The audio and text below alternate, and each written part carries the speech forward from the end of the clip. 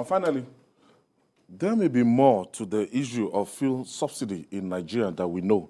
As the debate over its removal rages, senators said the National Assembly will not pass the proposal on petrol subsidy removal by June 2023, as presented by President Muhammadu Buhari, in order not to create crisis from the new administration that would succeed him. Meanwhile, economic and financial experts have raised concerns over the 20.51 trillion naira budget proposal for the 2023 due to rising deficits and declining revenue.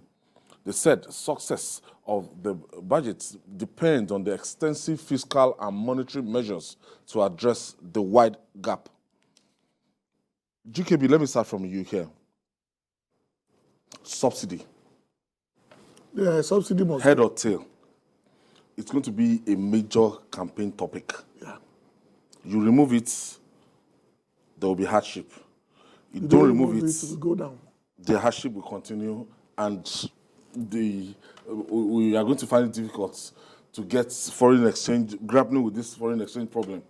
There is a Yoruba proverb that says that you put a mess in my mouth and you put salt.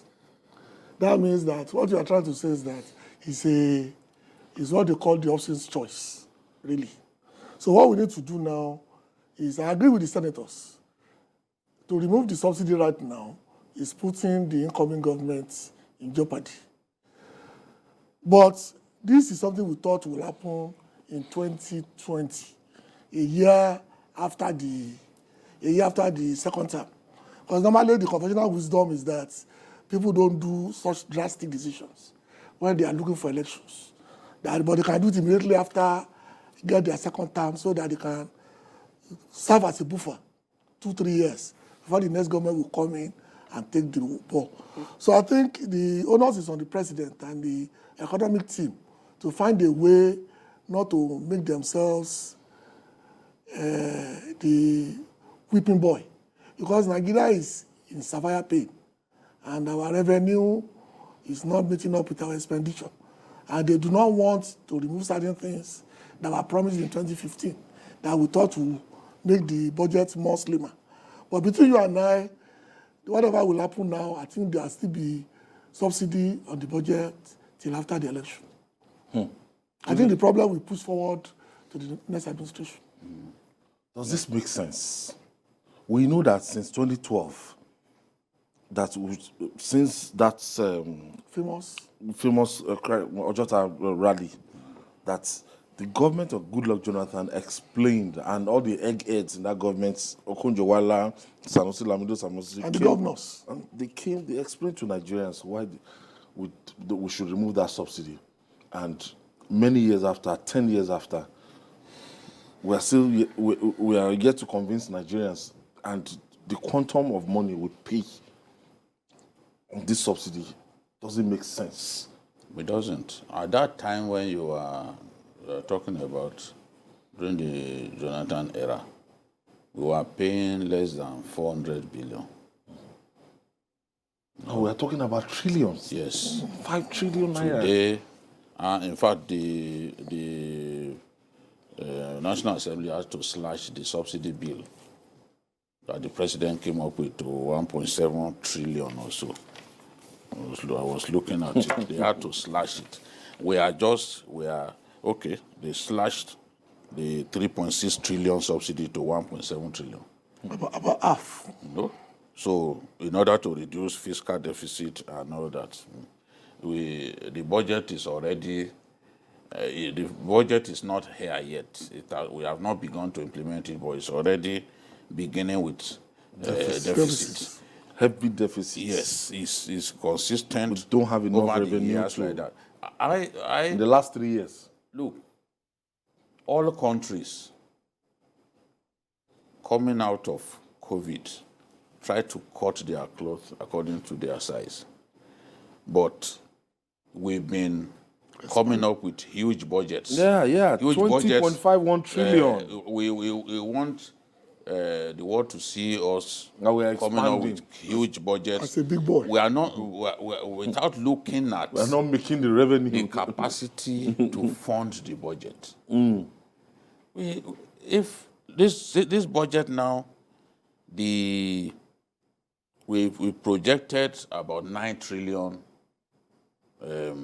as revenue, but look at the size of the budget. So the remainder of the money, what are you going to do? 20.51 trillion. You are going to borrow. You've already shown clearly that, look, there's a big funding gap. Because if you are projecting, and that projection, there's no guarantee that we can actually meet it. Because let's even ask ourselves, how much will come from FRS, for example, maybe in the region of 5 trillion. How much will come from maximum. Nigerian customs? Customs, how much will come? Customs cannot come up with anything up to 2 trillion. They don't have the capacity. They don't, Unless you want to So double level. No, whether we like it or not. See, put knives to people's necks. They're already even Already you're collecting 70%. They are even going of the amount of the car purchase to clear a lot of our people who are abroad, who send cars home. They're complaining. They're lamenting. And some of this money, they use it to make life meaningful for course, people who are here, yes. who are on their necks. But when you make Foreign direct investment. when you make it unprofitable for them to even remain in that line of business, you are making life difficult for people here, the dependents who are here. Nigerians, because Nigerians work hard overseas, Nigerians and Indians, we work hard overseas to send money home.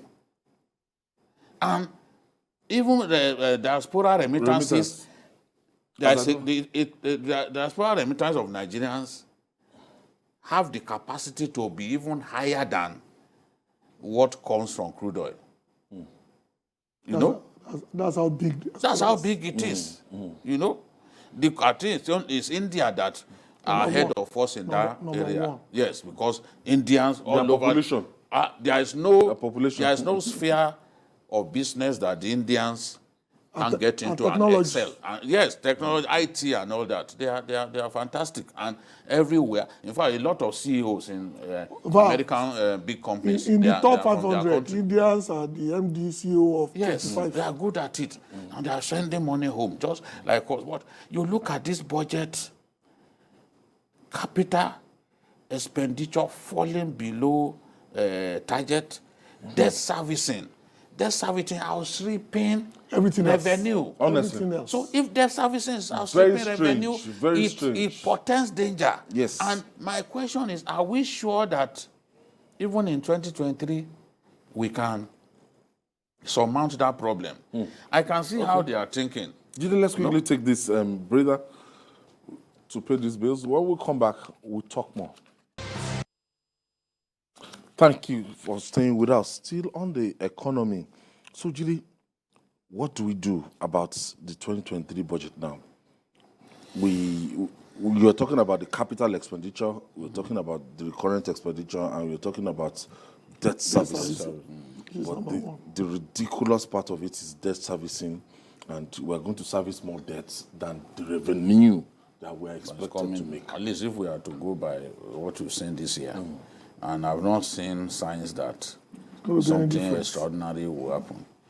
And what the lawmakers are saying is, look, let the removal of subsidy, the deadline, let it be December 2023, so that the new government can stabilize, prepare the people's minds sufficiently. But if you are saying that it should be July, that means they're just coming into May.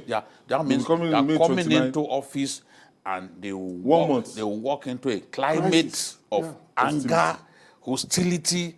Because look at the way Nigerians can be very emotional about those matters. When Goodluck Jonathan decided to increase fuel prices, when people were celebrating, people were back they said, no, why should it be at this time? Why should, so even timing. of a major policy It's key. has to be key. You get the timing right. So I agree with those people that let the government even come in, stabilize before you do it. Obasanjo did something during Yaradua, before Yaradua took over. He increased fuel prices before the new government came in, because he did not want the new government to come into office in a climate of hatred and all that.